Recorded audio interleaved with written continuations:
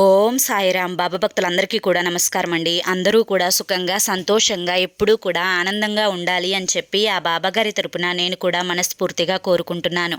ఈరోజు బాబాగారు అందించే సందేశం ఏంటి అంటే కనుక, తల్లి నీకొక సీక్రెట్ చెప్పాలి. సంవత్సరం నుంచి నువ్వు ఎదురు చూస్తున్న ప్రతి ప్రశ్నకి కూడా నీకు సమాధానం చెప్పేస్తాను. కష్టాలన్నీ కూడా గట్టెక్కే సమయం ఇది. నిర్లక్ష్యం చేయకుండా జాగ్రత్తగా వినమ్మా అని చెప్పి ఏదో తెలియని సందేశాన్ని ఈరోజు బాబాగారు మనకు అందించడానికి మన ముందుకు వచ్చారండి. మరి బాబాగారు ఏ సందేశం అందించినా కూడా అది మన భవిష్యత్తుకు పునాది లాంటిది అని చెప్పి మనందరికీ కూడా తెలిసిన విషయమే కదా. మరి ఎవరికైతే బాబాగారి మీద పూర్తి నమ్మకం విశ్వాసం ఉంటాయో వారందరూ కూడా ఈ వీడియోకి ఒక చిన్న లైక్ ఇచ్చి వీడియోని వినడం స్టార్ట్ చేయండి. దానికంటే ముందు చాలామంది కూడా గురువుగారి గురించి అడుగుతున్నారండి. అక్క, ఎన్నో రకాల సమస్యలతో మేము సతమతమైపోతున్నాము, మీకు తెలిసిన గురువుగారు ఎవరైనా ఉంటే చెప్పండి అక్క అని చెప్పి అడుగుతున్నారు. నేను పదే పదే ఈ గురువు గారి గురించి ఎందుకు చెప్తున్నాను అంటే కనుక, నేను జీవితంలో కష్ట సమయంలో ఉన్నప్పుడు అసలు ఈ కష్టం నుంచి బయటపడగలనా అనుకున్నానండి. అటువంటి సమయంలో గురువుగారిని కాంటాక్ట్ అయ్యాను.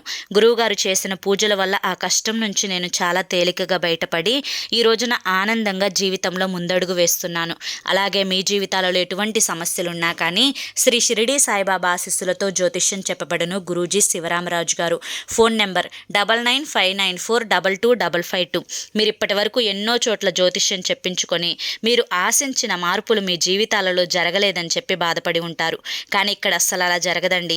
మీ సమస్యలు ఏవైతే ఉన్నాయో, ప్రేమ, పెళ్లి, ఉద్యోగం, రాజకీయం, సంతానం లేక ఇబ్బంది పడుతున్నా, భార్యాభర్తల మధ్య గొడవలున్నా, అప్పుల సమస్యలున్నా, శత్రువుల సమస్యలున్నా, అవేంటో మీరు గురువుగారికి వివరించి చెప్పినట్లయితే వాటికి తగిన పూజలు చేసి మీకు గురువుగారు రోజులలోనే పరిష్కారాన్ని చూపిస్తారు.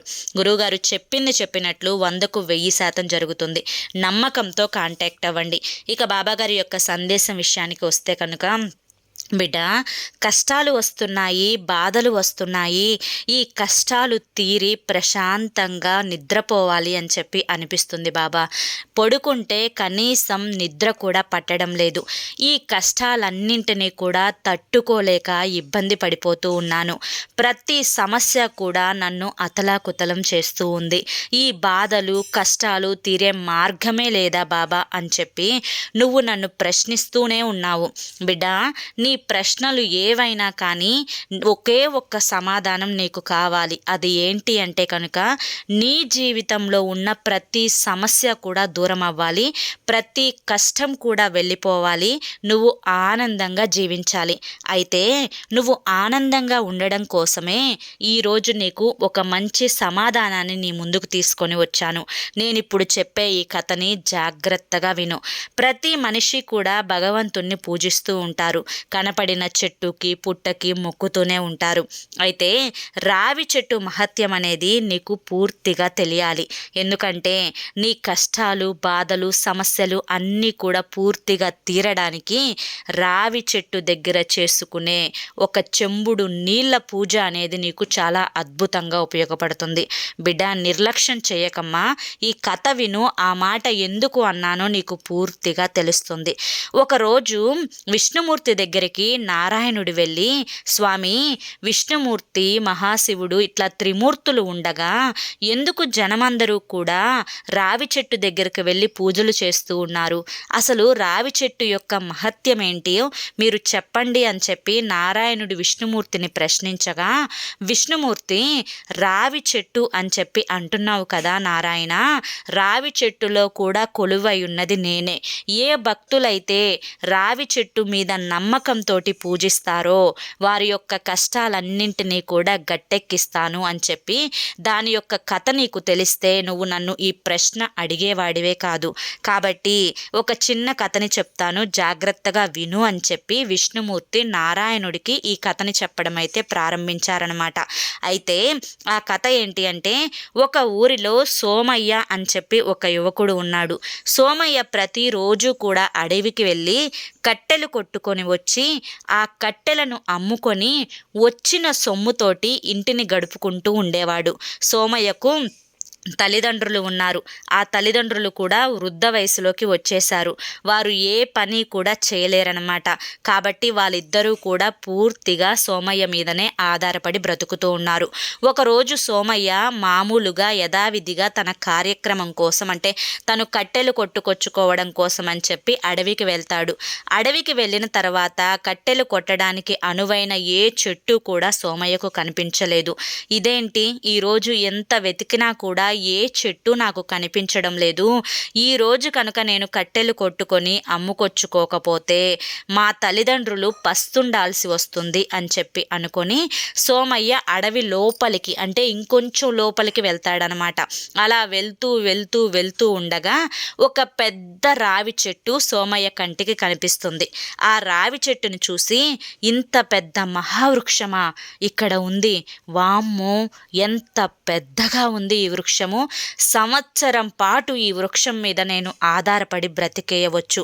ఒక్క కొమ్మని నేను కొట్టుకున్నా కానీ నాకు 10 రోజులు గడిచిపోతాయి అని చెప్పి ఆ రావి చెట్టు మీద గొడ్డలిని పెడతాడనమాట. అలా గొడ్డలిని పెట్టేసరికి రావి చెట్టులో నుంచి ఒక స్త్రీ బయటికి వస్తుంది. నువ్వు ఎందుకు ఈ చెట్టును కొడుతున్నావు అని చెప్పి ప్రశ్నిస్తుంది. సోమయ్యకు చాలా భయం వేస్తుంది.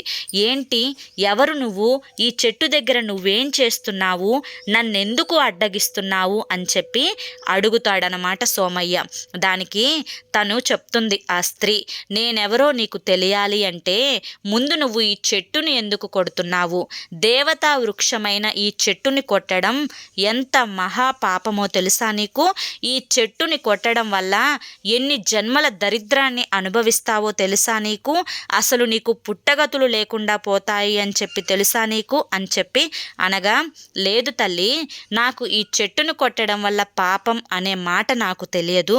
నా వృత్తి కట్టెలు కొట్టుకొని అమ్ముకోవడం కాబట్టి ఈరోజు నా తల్లిదండ్రుల యొక్క పొట్ట నింపడం కోసం ఈ కట్టెలను కొట్టుకొని అమ్ముకుందాము అని చెప్పి కొట్టబోతున్నాను అని చెప్పి అనగా, సరే నేను ఈ కథని చెప్తాను, జాగ్రత్తగా విను. నేను నా భర్తతోటి సంతోషంగా కాపురం చేసుకుంటూ ఉండేదాన్ని. ఎవ్వరిని కూడా లెక్క చేసేదాన్ని కాదు. నాకు డబ్బు ఉందని చెప్పి అహంకారంగా ఉండేదాన్ని. అయితే మా ఊరిలో ఒక గురువుగారు ఉండేవారు. ఆ గురువుగారి దగ్గరికి మా ఊరిలో స్త్రీలందరూ కూడా వెళ్ళి దైవం యొక్క గొప్పతనాన్ని తెలుసుకుంటూ ఆ దైవారాధనలో లీనమైపోతూ ఉండేవారు. ఒకరోజు నా భర్త, అంటే ఇక్కడ రావి చెట్టు దగ్గర ఉన్న స్త్రీ చెప్తుంది కథ. ఆ స్త్రీ చెప్తుంది, ఒకరోజు నా భర్త ఇలా ఎప్పుడూ కూడా డబ్బు ఉంది అని చెప్పి అహంకారం పోకూడదు. కాస్త పాప పుణ్యాలు కూడా మనిషి యొక్క జీవితాన్ని ముందుకు నడిపిస్తూ ఉంటాయి. కాబట్టి భగవాన్ నామ స్మరణలో గడపడం, దైవాన్ని పూజించడం, దానాలు చేయడం, పుణ్య కార్యక్రమాలలో పాల్గొనడం, ఇటువంటివన్నీ కూడా చేస్తూ ఉండు అని చెప్పి ప్రతిరోజు నాకు చెప్తూ ఉండేవారు. కానీ ఏ మాత్రం కూడా నేను వాటిని లెక్క చేసేదాన్ని కాదు. ఒకరోజు ఏదో పని మీదగా నేను ఆశ్రమం మీదగా వెళ్తూ ఉంటే అక్కడ ఒక గురువుగారు రావి చెట్టుకు నీటిని పోస్తూ కనిపించారు.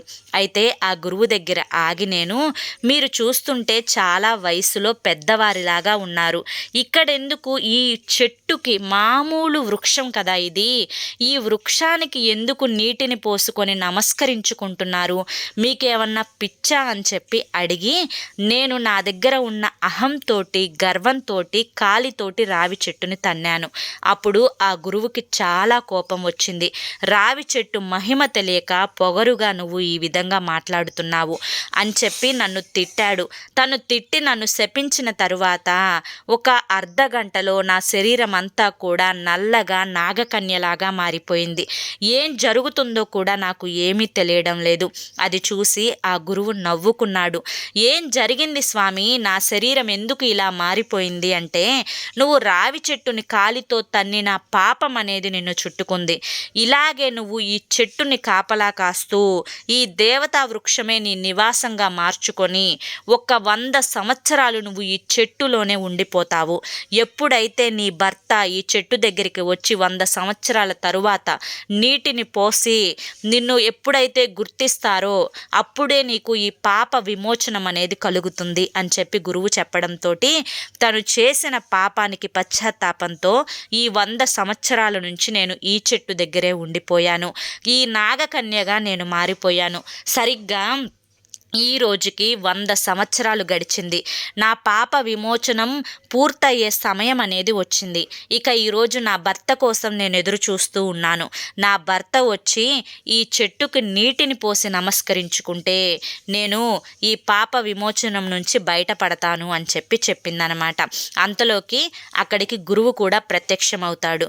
ఆ గురువు ప్రత్యక్షం అవ్వంగానే ఆ స్త్రీ ఆ గురువుని గుర్తుపట్టి, స్వామి, సరిగ్గా 100 సంవత్సరాల క్రితం నాకు ఇది అంటే నాకు ఈ శాపం అనేది మీరు ఇచ్చారు.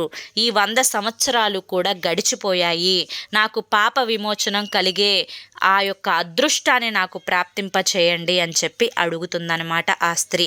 అప్పుడు ఈ యొక్క సోమయ్య ఎవరైతే ఉన్నారో, ఈ సోమయ్య ఎవరో నీకు తెలుసా అని చెప్పి, సోమయ్య నువ్వు ఈవిడ్ని గుర్తుపట్టావా అని చెప్పి గురువు అడిగితే, సోమయ్య నాకు ఈవిడెవరో కూడా తెలియదు అనంటే, నీ యొక్క జన్మ గురించి నీకు తెలియాలి మొదట అని చెప్పి, గత జన్మలో ఈ నాగకన్యే, ఈ స్త్రీయే నీ యొక్క భార్య, ఇది శివార్చ అంటే శివుడి యొక్క అనుగ్రహంతో నువ్వు ఈ చెట్టు దగ్గరికి ఈరోజు వచ్చావు అని చెప్పి గతం మొత్తం చెప్తారంట. అంటే పూర్వజన్మలో సోమయ్య ఆ యొక్క స్త్రీకి భర్త అన్నమాట.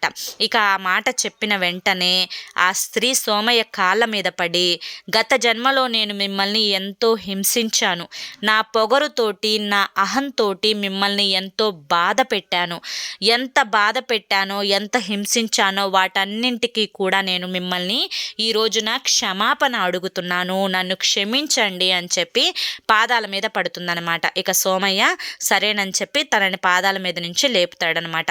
ఇక తనకి పాప విమోచనము ఆ యొక్క సోమయ్య ఆ వృక్షానికి, ఆ రావి చెట్టుకు చెంబుడు నీళ్లు పోసి నమస్కరించుకున్న తర్వాత కలుగుతుంది. ఇక తను దైవంలో కలిసిపోతుందనమాట.